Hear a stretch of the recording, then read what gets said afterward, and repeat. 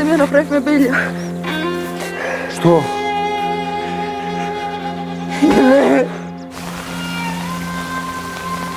Умеешь ли ты да сакаш? Hello, I'm Sophia Jessica, and welcome to the Fan Carpet. Milcho, thank you so much for speaking to the Fan Carpet. We really appreciate it. And we're here to talk about your new film, Willow. First and foremost, congratulations, because you actually won Best Director at this year's Raindance Film Festival for your film, Willow. So how are you feeling about that? What does that mean to you? It's good. It's always nice when there's recognition of the work you do. I mean, one doesn't make art for awards or festivals, but it's certainly nice to get that type of feedback. And yeah, I'm very happy, particularly because it's coming from the UK. As Willow was executive produced by Nick Powell, who sadly passed away days after the premiere. And I mean, he without never be Willow. He put it together, and he taught me that you never give up. I mean, you just, and when you do something, you do it. You either do it or you don't. You do it with full heart.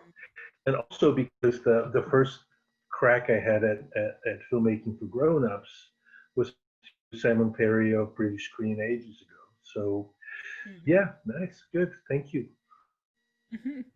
Absolutely. So with this film, you've gone back to your roots in Macedonia, and you've written a story about a trio of parents who want to have children, but ultimately as well about the universal theme of maternity. So how did this idea come about for you as a writer, firstly?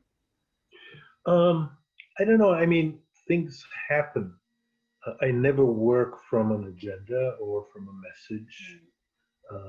It's I constantly play with different stories, and if one story sort of catches traction, if it begins to make sense and it begins to itself, I stick with it. So I'm more of a vessel for the stories rather than somebody with an agenda who says, okay, now I'm going to make a film about motherhood, or now I'll make a film about storytelling or civil war. So it sort of just happened, is the answer. I was interested in making a film that contrasts different periods, contrasts medieval Macedonia with contemporary. Yeah. So that was the embryo, and then once I started working with it, the next thing was the drama, and somehow this drama of women or people who want children and are dealing with that issue in various ways sort of developed itself from Absolutely. here. And within that storytelling that you mentioned, you use number three, quite a powerful narration tool as a director, and I think in this film as well. What appealed about that story of three, or that rule of three, for you as a writer and director, do you think? Um, I don't know. I mean, there's always thesis, antithesis, and then synthesis. So 1, 2, 3 works in that way. It also provides for a you know you mirror and contrast things without being literal about it. It's not a diptych where you have to find a different kind of literal balance. When you're working with three, the balance is always sort of up in the air in terms of how you tell the story, where it goes, how much you resolve it. So it's sort of more challenging, but also more rewarding. It's more fun. Tell you the truth, actually, this film started as a diptych. It was going to be only 2 stories, and then somehow the third story grew out of it because the film, the story needed a third part to sort of close the circle. So Yeah. there you go. And you mentioned about, bringing a story together, but with maybe an overarching theme or motives that tie that story together. Can you tell us why Willow, which is also the title of the theme, was an important motive story as well for you? Um, I don't know. I mean, there's something mythical about the willow tree. It's in so many different cultures in the folklore, including traditional Macedonian folklore, but also all across Europe, and not only in Europe. So that's one. The other another that it's visually it's so interesting. Mm, With most trees, the branches go up, and with the willow tree, they go down, but they bend, but they don't break. They sort of reach for the root. And finally, because there's it's a weeping willow. Even in Macedonian, it's žalna vrba, and in other languages, it's always sort of connected to sorrow. And this is the film is uh, there are a lot of sad moments in the film, even though it ends on an up note. So mhm, it's a bit of a blues. This film and Willow Tree sort of goes well mm. with the blues. Absolutely. You mentioned a little bit about Macedonian folklore that you used. The Macedonian society and folklore is obviously very present in this film. It's embedded in the musical score. You could even argue in the cinematography. Why was it important for you to incorporate that element?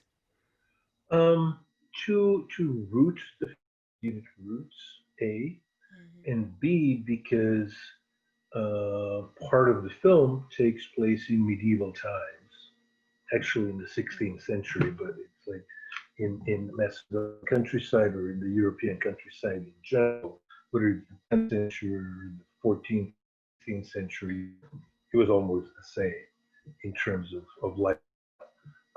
So the other reason was um, because of this medieval part of the story where all of the attention and the research that went into lifestyle and again the music and the visuals sort of reinforce this experience of a different era. Absolutely. There's an amazing cast in the film, but obviously, in particular, three outstanding female lead performances that we see telling the story, like we mentioned before, of motherhood or of maternity. Was the choice of the story so particular close to women intentional on your part? Not really, no. I mean, now the film is out, and now that people are asking this question, Mm. I I look back at not only this one but other films I've made. Two films ago, I had one called Mothers. Mm. My previous film was about a woman who is in the Iraq War vet in New York, also mother. There are pregnant women in as lead in my first and my second film. So somehow it's always there, but it's never intentional. It's not like I'm trying to say something, at least not consciously. Um, I make films about, and it happens so that the people in my films, a lot of the leads, a lot of leading people in the film are female people. So there it is. Absolutely, and Willow is already getting such good reception, not only in Macedonia, but also in many international film festivals. For you as a writer and as a director, what do you hope viewers take away from the film when they watch it? Um, I hope they go on a journey, on an emotional journey. It's, I think the first thing you need to satisfy when making a piece of art, a work of art, is that it touches the heart of the viewer, of the reader, of the listener, regardless of which way. I mean, it doesn't always have to be a pleasant feeling, but it needs to touch the heart of the viewer. Then, as far as this quote unquote messaging goes, I'm not concerned with that. That's something that I believe philosophers and reporters and journalists, those what anthropologists are almost more better equipped to deal with. Which is not to say that I'm running away from the responsibility. It's just not the first thing that I want to. It's really the emotions and hoping to create complex emotions with the viewer. Absolutely. It's interesting you say that because when I the the film, that is what I had. All I know is that it struck me. Some scenes and some parts of the movie didn't left me a bit unsettled, and some was joyous, and some was. So you're absolutely right. I definitely got that reaction from it. Great. That's all I can ask for. Yeah. Well, thank you so much, Milcho, for speaking to us. And I hope the rest of your, promotion for this film goes really well. But it was a fantastic film. Thank you very Thank you much. so much, Camila. Thank you. Take care. Thank you. Bye. Thank you for watching The Fan Carpet. Please follow us on Facebook, Twitter and Instagram for more content next time.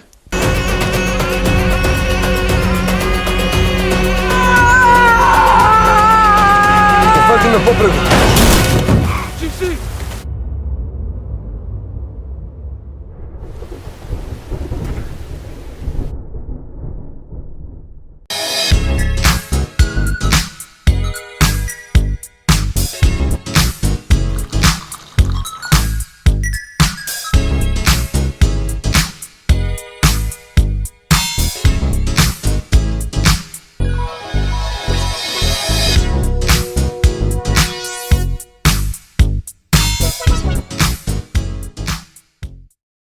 I'm here on the largest of the Balearic Islands, Mallorca, with the turquoise waters of the Mediterranean Sea, beautiful mountainous landscape, the thriving city of Palma, quaint little market towns, a growing number of luxury hotels.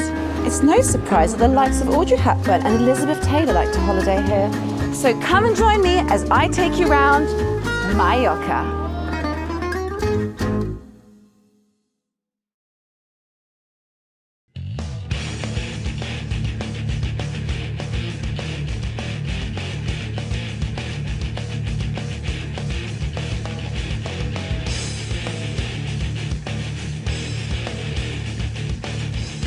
Thank you for watching The Fan Carpet. If you like this video, be sure to click that thumbs up button at the bottom of your screen.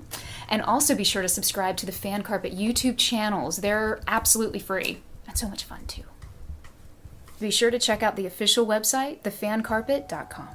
Also, you can follow us on Facebook, Twitter, and Instagram to stay up to date with reviews, competitions, the latest news, and so much more.